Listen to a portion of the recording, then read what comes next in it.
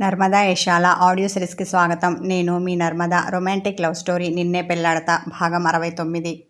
అప్పుడతడు ఏ అవతారంలో ఉన్నాడో చూడగానే ఆమె గొంతులో గుటికపడింది. గుండె కొట్టుకునే వేగం ఒక్కసారిగా పెరిగింది. అరచేతుల్లో చెమట పట్టింది. తెరుచుకొని చూస్తున్న ఆమె కళ్ళు మరింత పెద్దగా తెరుచుకున్నాయి. ఏంటా చూపు? ఎప్పుడు చూడని దానిలాగా కసిరాడు శిఖర్. ఆమె వెంటనే తన కనురెప్పలు నేలవాల్చింది. చూశాను కానీ ఈ అవతారంలో కాదు. తువాల కట్టుకొని అర్ధనగ్నంగా ఉన్న అతన్ని చూసి మూతి తిప్పింది సంయుక్త. అతడిప్పుడే స్నానం చేయడం వల్ల అతని తెల్లని దేహంపై నీటి బిందువులు అక్కడక్కడ అలానే నిలిచి ఉన్నాయి. అలా నిలబడి ఉన్న అతని దగ్గరికి పరుగున వెళ్ళి హత్తుకోవాలి అనిపించింది సంయుక్తకి. కామిని బిడియం అడ్డుపడింది. శిఖర్ వార్డ్రోబ్ దగ్గరికి వచ్చి తన డ్రెస్ తీసుకుంటూ, మన పెళ్ళైతే ఇక మీదట నువ్వు నన్ను ఈ అవతారంలోనే కదా చూసేది. ఇంతకన్నా ఘోరమైన అవతారంలో కూడా చూడాల్సి వస్తుంది. ఇప్పటి నుండి అలవాటు చేసుకో కొంటెగా అన్నాడు. అప్పటి గురించి ఇప్పుడెందుకు చెప్తావు? అతడు చెప్పింది అర్థమవ్వగానే ఆమె గుండె దడదడ కొట్టుకుంది. ముద్దపప్పువి కదా, ఇప్పటి నుంచి చెప్తే అప్పటి వరకు అర్థం చేసుకుంటావని డ్రెస్ చేసుకోవడం కోసమని తను కట్టుకున్న టవల్ తీయబోయాడు. అది చూసి ఆమె గబుక్కున కళ్ళు మూసి, ఆగు అని గట్టిగా అరిచింది.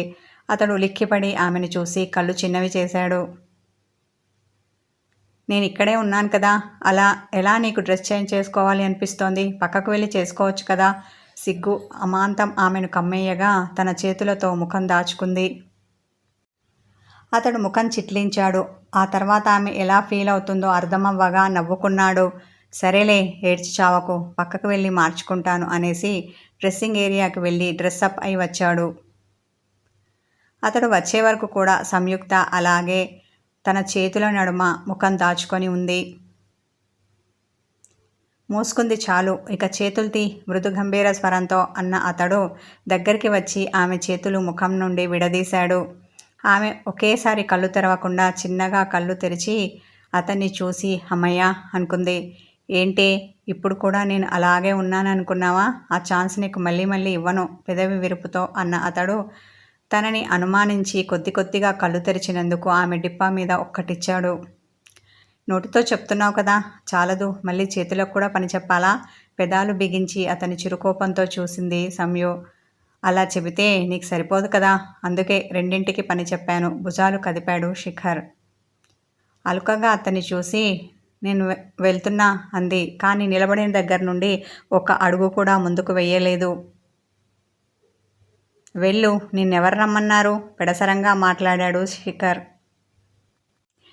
ఈ పూట అతనికి ఆమెతో గొడవపడాలని ఉంది. అందులో భాగమే ఇదంతా.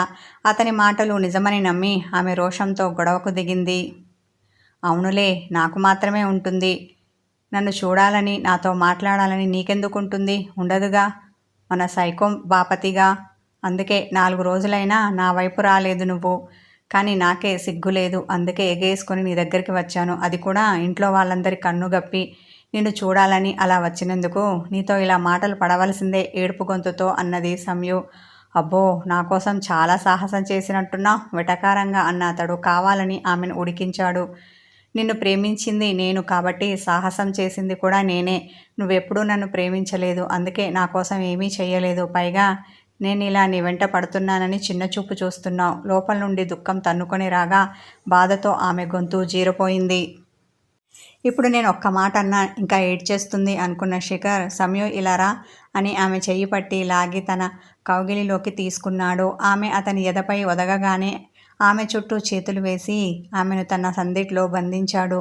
అనాల్సిన 4 మాటలు అనేసి ఇప్పుడు ఇదంతా ఎందుకు? అతడలా ఆమెను దగ్గరికి తీసుకోవడం ఆమెకు నచ్చింది. అయినా కానీ ఉడుకుబోదుతనం మాటల్లో చూపించింది. తిన్నగా దగ్గరికి తీసుకునే కన్నా ఇలా గిల్లి కజ్జాలు పెట్టుకున్న తర్వాత దగ్గరికి తీసుకుంటే ఉండే మజానే వేరు తెలుసా చిలిపిగా అన్న అతడు. అయినా సంయు, నువ్విలా ఉడుక్కుంటే భలే ముద్దొస్తావు తెలుసా, అందుకే అలా నిన్ను ఏడిపిస్తూ ఉంటాను. అయినా నువ్వు గడుసుదానివి అంటావు కదా, ఈ మాత్రం అర్థం చేసుకోలేవు అని తన మునివేళ్లతో ఆమె నుదురు పొడిచాడు శిఖర్. ఆమె మూతి తిప్పేసి అతనిని మరికాస్త గట్టిగా హత్తుకొని అతని ఎద మీద తన తలను ఉంచి ఈ 4 రోజుల ఎడబాటుని తీర్చుకోసాగింది. ఇక అతడు ఆమెను కదపలేదు, మరో మాట మాట్లాడలేదు. మౌనంగా ఆమెను అలాగే పొదిం పట్టుకొని తన్మయత్వంలోకి వెళ్ళాడు. పనుల ఒత్తిడిలో అలసిన అతని మనసు ఆమె సన్నిధిలో సేద తీరింది. అలాగే ఒకరి కౌగిలిలో ఒకరు ఎంతసేపు ఉండేవాళ్ళో కానీ శిఖర్ సెల్ వైబ్రేట్ అయింది. ఆమె చుట్టూ అల్లుకొని ఉన్న అతని చేతులు విడివడ్డాయి. ఆమె భుజాలు పట్టుకొని ఆమెను దూరంగా జరుపుతుంటే ఆమె అతని కౌగిలి వీడడానికి ఇష్టపడలేదు. మళ్ళీ ఈ అవకాశం వస్తుందో రాదా అన్నంత భయంతో అతనిని మరింత ఖర్చుకుపోయింది. ఆమె వీపు నిమిరి, ఇంకా మన పెళ్ళికి 2 రోజులే టైం ఉంది. ఆ తర్వాత నిన్నెప్పుడు ఇలాగే నా కౌగిల్లో ఉంచుకుంటాను అని నచ్చచెప్పాడు శిఖర్. సున్నితంగా కౌగిలి విడిపించుకొని ఆమె నుదుటి మీద ముద్దు పెట్టాడు. ఆమె తల ఆడించి పక్కకు తప్పుకుంది. ఆఫీస్కి సంబంధించిన కాల్ కావడంతో లిఫ్ట్ చేయలేదు. కానీ కాల్ బ్యాక్ చేస్తానని మెసేజ్ పెట్టాడు. తల తిప్పి మంచం మీద కూర్చొని టెన్షన్తో గోర్లు కొరుక్కుంటున్న సమీని చూశాడు. ఏమైంది అన్న అతని కనుబొమ్మలు ముడిపడ్డాయి. ఏమో తెలియదు బావా, నాకు చాలా కంగారుగా ఉంది అని తల ఎత్తి అతన్ని బేలగా చూసింది సంయు. దేని గురించి కంగారు పడుతున్నావు అన్న అతడు దగ్గరికి వచ్చి ఆమె పక్కన కూర్చొని ఆమె చేతుల్ని తన చేతులతో పట్టుకున్నాడు. ఆమె దేని గురించి భయపడుతుందో కానీ ఆమె చేతులు చిన్నగా వణుకుతున్నాయి. మళ్ళీ నీకేదైనా బెదిరింపు కాల్ వచ్చిందా శిఖర్ అడిగాడు. తల అడ్డంగా ఊపేసింది. అయినా ఫోన్ నీ దగ్గర ఉంటే నాకెలా కాల్స్ వస్తాయి ఆలోచనగా అడిగింది. కదా, మరెందుకు ఇదంతా, దేనికోసం ఇంత కంగారు అన్న అతడు వణుకుతున్న ఆమె చేతుల వైపు చూశాడు. ఆమె అతని చేతుల్లో ఉన్న తన చేతుల్ని విడిపించుకొని అతనికి మరింత దగ్గరగా జరిగింది. అతని ఒడిలో తలపెట్టుకొని పడుకుంది. ఆమె ఎందుకు భయపడుతుందో, దేని గురించి కంగారు పడుతుందో అతనికి అర్థం కాలేదు. మన పెళ్ళి జరగదేమో అనుకుంటున్నావా ఆమె మనసు చదివినవాడిలా అడిగాడు శిఖర్. ఆమె తల నిలువున ఆడించింది. నా గురించి నీకు తెలుసు కదా, నేను ఏదైనా అనుకుంటే అది చేసి తీరుతానని. నేను నిన్ను పెళ్లి చేసుకోవాలని ఎప్పుడో ఫిక్స్ అయ్యాను. అలా ఎలా నిన్ను వదులుకుంటాను? ఏది ఏమైనా ముహూర్తం టైంకి మన పెళ్ళి జరుగుతుంది. నువ్వు దేని గురించి ఆలోచించకుండా ప్రశాంతంగా ఉండు. అంతేకాదు, పెళ్ళికి ఎలా రెడీ అవ్వాలి, ఏ బ్యూటీషియన్ని పిలిపించుకోవాలి, పెళ్లి కూతురు గెటప్లో ఉన్న నువ్వు నన్ను ఎలా ఇంప్రెస్ చెయ్యాలి, ఇది కదా నువ్వు ఈ సమయంలో ఆలోచించవలసింది. అది వదిలేసి ఏదేదో ఆలోచిస్తూ మనసు పాడు చేసుకోకు అన్న అతడు ఆప్యాయతతో ఆమె చెవి వెనక నుండి చెంపపైన చెయ్యి వేసి ప్రేమగా నిమిరాడు. అన్న ఆమె అతని పొట్టకు తలని ఆనించి అతని నడుము చుట్టూ చేతులు వేసి గట్టిగా పట్టుకుంది. నేనేమీ పారిపోవడం లేదు అన్న అతడు నవ్వుని తన పెదాల మాటున దాచాడు. అని కాదు అని ఇంకేదో చెప్పబోయింది సంయుక్త.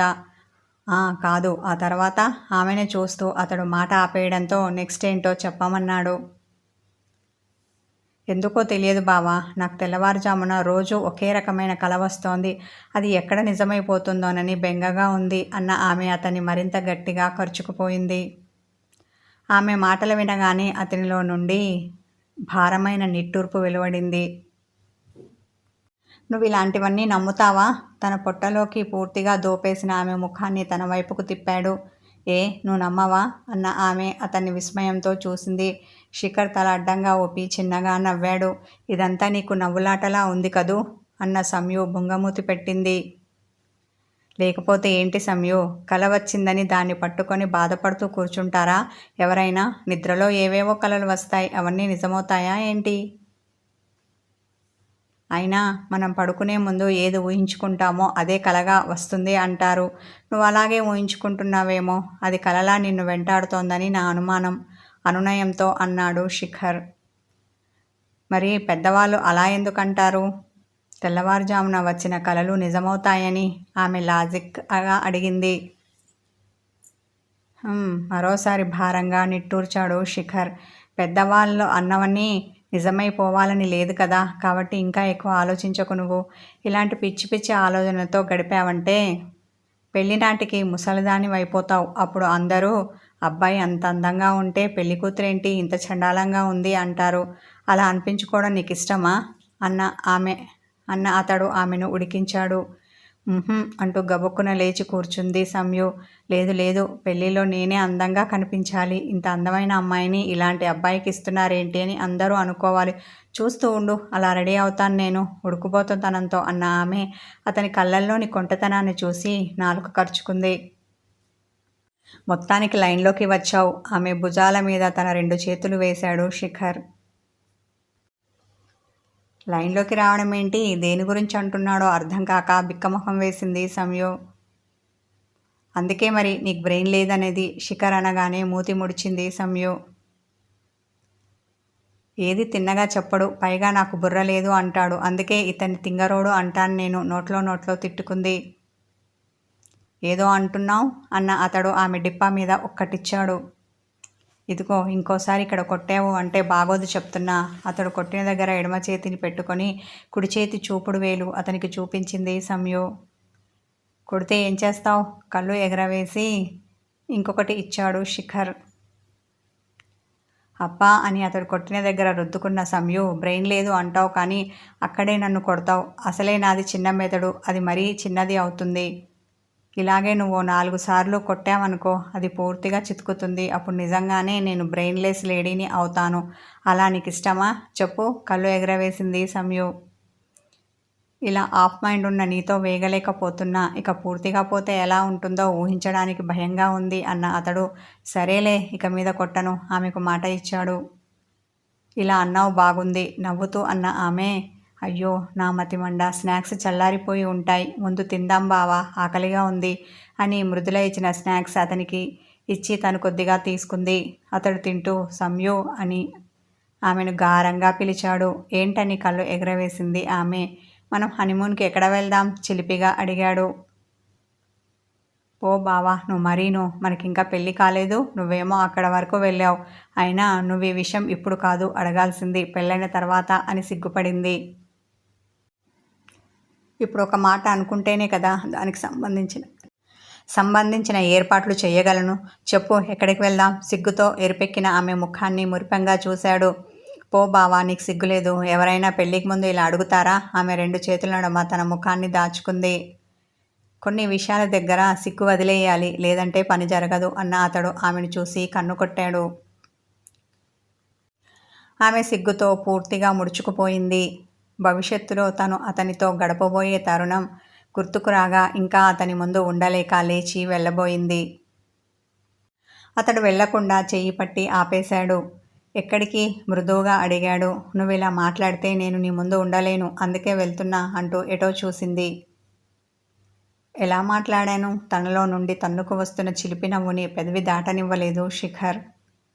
ఇందాక మాట్లాడేవే అలా అంటుంటే సంయు కనురెప్పలు మత్తుగా వాలాయి. నేనేం మాట్లాడాను? అతని మాట గంభీరంగా ఉంది, కానీ అతని కళ్ళు చిలిపిగా నవ్వుతున్నాయి. ఈ రొమాంటిక్ కథ కొనసాగుతుంది. హాయ్ వ్యూవర్స్, నా స్టోరీ వీడియోస్ని ముందుగా చూడాలి అనుకుంటే నా ఛానల్కి మెంబర్షిప్ తీసుకోండి. స్టోరీ నచ్చితే లైక్ చేయండి.